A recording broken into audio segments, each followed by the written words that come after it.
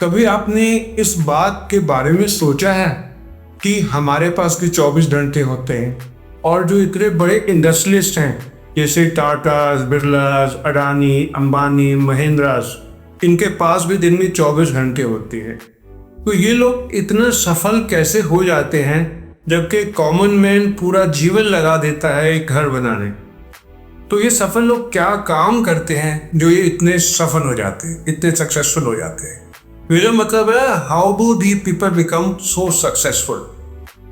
तो मैंने नेट में सर्च किया कि ये सफल लोग जब काम नहीं कर रहे होते तो ये क्या कर रहे होते, क्योंकि ये जानना भी बहुत जरूरी है जितना कि वो काम के समय क्या करें। मेरा मतलब है कि how do these people unwind themselves, ये क्या करते हैं जो कि जब ये कुछ अपना ऑफिशियल काम नहीं कर रहे होते तो ये अपने खाली टाइम में क्या करते हैं, इसके ऊपर ये वीडियो। ऐसा करना चाहिए कि जब आपकी आदतें, आपकी एनर्जी और आपकी क्रिएटिविटी को बढ़ाए, तो याद रखिए ये 8 चीजें या 10 चीजें जो आपको अपने खाली टाइम में करनी चाहिए जो ये सक्सेसफुल पीपल करते हैं। सबसे पहला क्या है कि वो पढ़ते।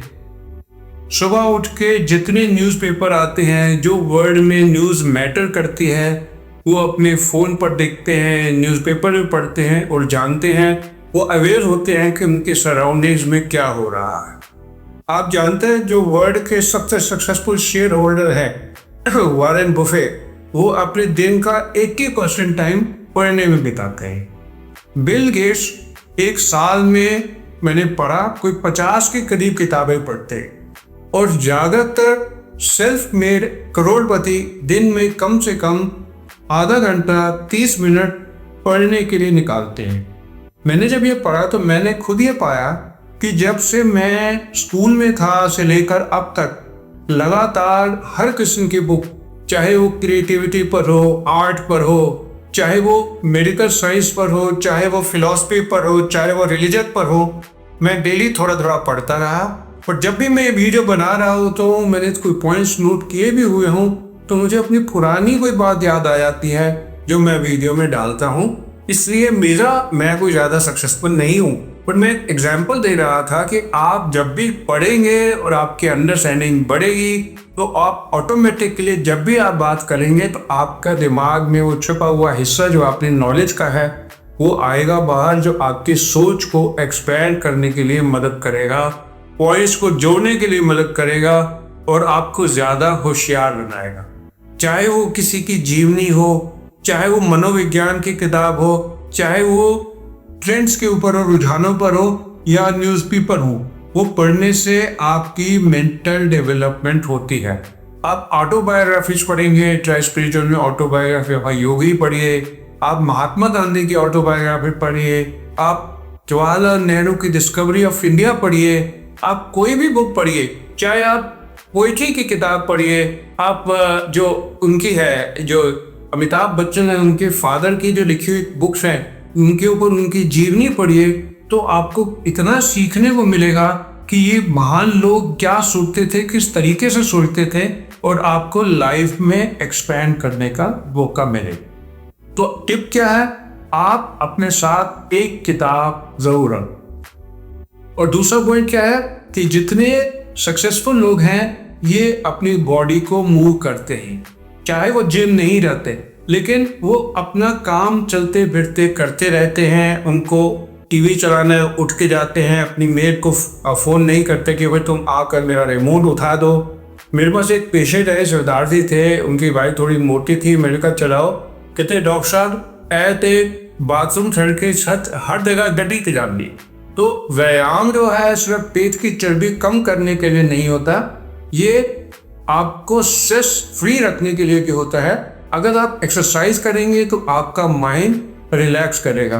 स्टडीज ने बताया है कि जो ये एक्सरसाइज करते हैं इससे उनकी याददाश्त केंद्रित होती है, उनकी फोकस बेटर होता है और उनका सेल्फ कॉन्फिडेंस बेटर होता है। जितने बड़े अच्छे चेस प्लेयर हैं जैसे बोरिस बेकर थे, ये जो टेनिस प्लेयर थे, ये जैसे चेस के प्लेयर हैं, कोई भी अगर वो एक्सरसाइज करते हैं, रोज जॉगिंग करते हैं तो देखा गया है उनके मानसिक तरीके से ये बेटर होता है। मैंने गलत बोल दिया, बोरिस बेकर जो टेनिस प्लेयर थे वो अपने खेलने के बाद जॉगिंग करते थे। बोरिस स्पासकी जो चेस प्लेयर थे वो जॉगिंग करते थे। तो जॉगिंग वगैरह करने से आपके माइंड की डेवलपमेंट बेटर होती है और आपकी गतिविधि आपके भविष्य के रूप में आपको सोचने में हेल्प करती है। और अगर आप इसको मिस करोगे तो आप पास में चले जाओगे। और तीसरी बात यह है कि वो जब भी कोई काम करते हैं वो उसको एनालाइज करते हैं कि वो क्यों काम कर रहे हैं। जब भी वो वॉक करते हैं, अकेले वॉक करते हैं और सोचते हैं कि जो उन्होंने प्रोजेक्ट लिया वो क्यों लिया और उसके लिए उसको क्या रिजल्ट मिल रहा है। और ये सोचने का समय ऐसे नहीं होता जब उनको खाली टाइम मिलता है, वॉक करते हैं, अगर एनवायरनमेंट ठीक हो, वेदर ठीक हो, पार्क में चलते हुए वो लगातार सोचते रहते हैं और अपनी एक नीति बनाते हैं कि पूरे दिन भर में वो क्या काम करेंगे, कैसे करेंगे और कल के लिए क्या करेंगे। फोर्थ पॉइंट यह करते हैं कि वो अपने एनर्जी को रिजर्व रखते हैं, जैसे कि ये एनर्जी उनके लिए मनी हो। अपनी एनर्जी को वेस्ट ने फुल एक्सपेंडिचर में नहीं लगाते। सक्सेस होने के लिए आपके अंदर धैर्य होना, सहन शक्ति होना बहुत ज़रूरी होती है। इसलिए भाग दौड़ में नहीं होती। इसलिए आप जो लोग अच्छे हैं, जो आपके खाली टाइम में आपके साथ बैठें और आपको नॉलेज दें और आपको रिचार्ज करें, आप उन्हीं के साथ बैठें और केवल गपशप के लिए या पॉलिटिकल डिस्कशन के लिए ना बैठें, जिससे कि आपके अंदर एंग्रीपना जगह वो वाले इमोशंस में आए जिनसे आप ठीक ना हो। ये कहना आसान है, लेकिन व्हाट्सएप ग्रुप पर जब भी मैं भी होता हूँ तो अगर कोई चीज़ मुझे पसंद नहीं आती तो उसका जवाब देने की कोशिश करता हूँ। जो मैं ये सुनता हूँ ये वीडियो बनाने के बाद आगे से नहीं करूँगा। और संडे के दिन अमीर लोग जो होते हैं वो चीज़ें अलग अलग तरीके से करते हैं। ये वो उन लोगों को मना कर देते हैं जो उनको थका देते हैं। वो ऐसे दोस्तों के साथ टाइम बिताते हैं जो उनको खुश करते हैं। वो बिना किसी गिल्ट कॉम्प्लेक्स से आराम से सो भी जाते हैं, क्योंकि मोस्ट ऑफ द पीपल देखा है जैसे उनको नींद आती है, दिन के टाइम सोने लगते हैं। जो कुछ बहुत ज़्यादा एम्बिशियस होता है उनको लगता है मैंने सोते हुए टाइम खराब किया। ऐसा नहीं है। अगर आप छोटे नैप्स लेंगे, इसको पावर नैप कहते हैं, उससे आपकी क्रिएटिविटी बढ़ती है और आपकी सोचने की शक्ति बढ़ती है। एक बहुत बढ़िया पेंटर हुए हैं सैल्वाडोर डाली। मुझे याद आता है बड़ी ऊंची मूंछें थी, उस मूंछ को लगाकर धागे से लेके आते थे और जैसे उनको झपकी आने लगती थी उनको विचार आते थे जिसको वो पेंटिंग में उतारते थे। तो हर पर्सन का अपनी क्रिएटिविटी लाने का तरीका फर्क होता है। फिर पांचवा पॉइंट होता है कि वो अपने धीमे लक्ष्यों पर काम करते हैं, यानी कि जो उनके गोल होते हैं वो एकदम अचीव करने की कोशिश नहीं करते।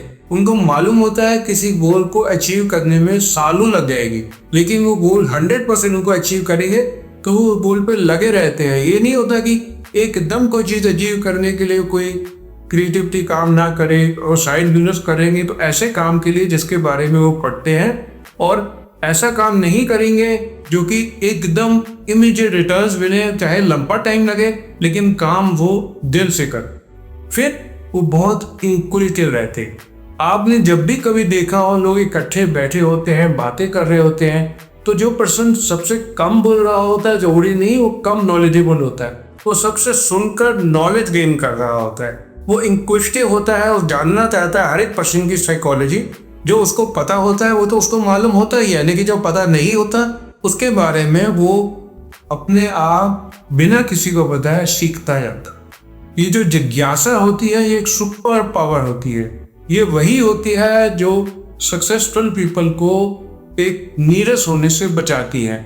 यानी कि जो लोग सक्सेसफुल होते हैं वो इंक्विजिटिव होते हैं, उनको कोई चीज़ नहीं आती वो सॉफ्टली उसके बारे में पूछ लेते हैं, चाहे वो पहले सफल हो या ना हो, उनमें कोई ईगो नहीं होती।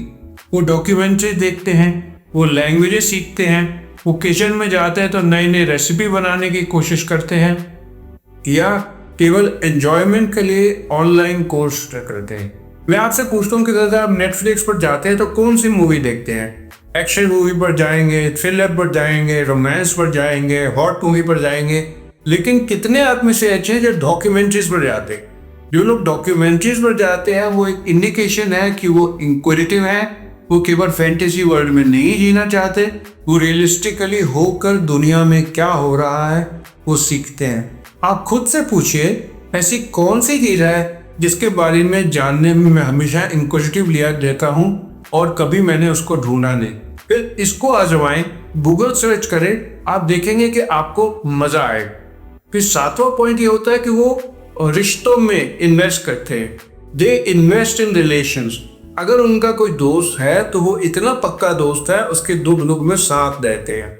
अगर उसका कोई रिलेशन है और वो उसके साथ कोई प्रॉब्लम में है तो उसकी मदद करते हैं। वो पुराने दोस्तों को कॉल करते हैं, वो डेट पर जाते हैं, परिवार के साथ घूमते हैं, अपनी वाइफ से बना कर रखते हैं, अपनी वाइफ की बातें सुनते हैं, अपने बच्चों से बात करते हैं और 3 मिनट तक अपना फ़ोन चेक किए बिना अपने बच्चों के साथ टाइम बिताते हैं। तो हर हफ्ते किसी न किसी ऐसे पर्सन से कांटेक्ट में आने की कोशिश करिए जिसके आप परवाह करते हैं, जिससे आप सीखे हैं। और 8वां पॉइंट सबसे इम्पोर्टेंट है, वो जानबूझकर दुनिया से कई बार कई दिन या दिन में 15 मिनट से 20 मिनट अनप्लग हो जाते हैं। अनप्लग होने का मतलब विरक्त हो जाते हैं, वो सब कुछ छोड़ देते हैं, अपने फ़ोन को बंद कर देते हैं या एयरप्लेन मोड पर डाल देते हैं, मेडिटेशन करते हैं, कुछ भी नहीं सोचते। इसको आप मेडिटेशन कह लीजिए। और आपकी लगातार एक्साइटेबिलिटी आपकी क्रिएटिविटी को मार देगी। यही कारण है जो सक्सेसफुल लोग हैं वो अपने शेड्यूल में बोरियत को भी शामिल कर लेते हैं ताकि उनके साथ वैरायटी चलती रहे। और ये ऑफलाइन हो जाते हैं और पॉडकास्ट के बिना नेचर की सैर बन करते। कई लोग तो रोज सुबह एक तरीका बना देते हैं कि 15-20 मिनट बिना किसी से मिले वॉक करें, अपने दिमाग को भटकने देते हैं। और ये कोई आलसपन नहीं है, यहीं से बड़े बड़े विचार जन्म लेते हैं। प्रतिदिन 30 मिनट का ऐसा टाइम जब आपके साथ कोई ना हो, आप अकेले हों, चले। इसमें कोई टेक्नोलॉजी नहीं चाहिए, कोई एजेंडा नहीं चाहिए, बस आपकी प्रेजेंस चाहिए, आप चाहिए और सिर्फ आप अपने साथ रहें। तो आप नोट करेंगे कि आपके अंदर वक्त के साथ कुछ दिनों में, 15 दिनों, 20 दिनों में चेंज आता जा रहा है।